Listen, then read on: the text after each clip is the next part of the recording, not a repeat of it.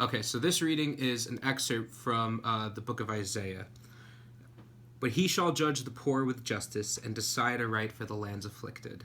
He shall strike the ruthless with the rod of his mouth, and with the breath of his lips he shall slay the wicked. Justice shall be the band around his waist, and faithfulness a belt upon his hips. Then the wolf shall be a guest of the lamb, and the leopard shall lie down with the kid. The calf and the young lion shall browse together, with a little child to guide them. The cow and the bear shall be neighbors, and together their young shall rest. The lion shall eat hay like the ox. The baby shall play by the cobra's den, and the child lay his hand on the adder's lair. There shall be no harm or ruin on all my holy mountain, for the earth shall be filled with knowledge of the Lord, as water covers the sea. The wolf shall be a guest of the lamb, and the leopard shall lie down with the kid. How many places would you see a wolf and a lamb be together in the same space without anything happening? And yet, this reading, what Isaiah is talking about, is exactly that. How people are coming together despite their differences, despite where they're coming from. And we're called to love and embrace one another with this sense of encounter. Okay? The season of Advent is all about this preparation for the coming and the coming of Christ. In the same way that we prepare our house for when guests arrive, whether it's a family member, whether it's a really good friend, whether it's a loved one, that they're coming into our house, and we have to present our house the best it can possibly be.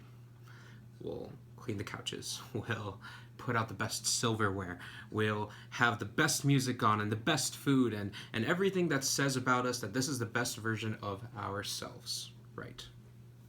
And in the same way, Advent is about the preparation. Advent is about being open enough to come ready for Christ to enter our lives. And that is how we love and how we encounter others. It's in how we embrace those that we don't agree with. Now more than ever, it's easy to get into the business of not dealing with people we don't like.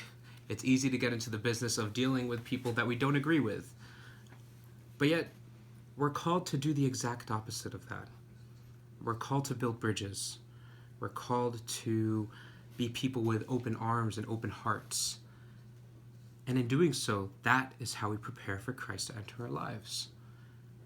With the same openness and the same willingness to love as fully, as justly as we possibly can.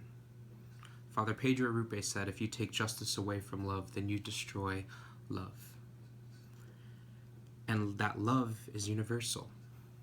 That love that Christ is calling us to be and is the kind that is available to everybody.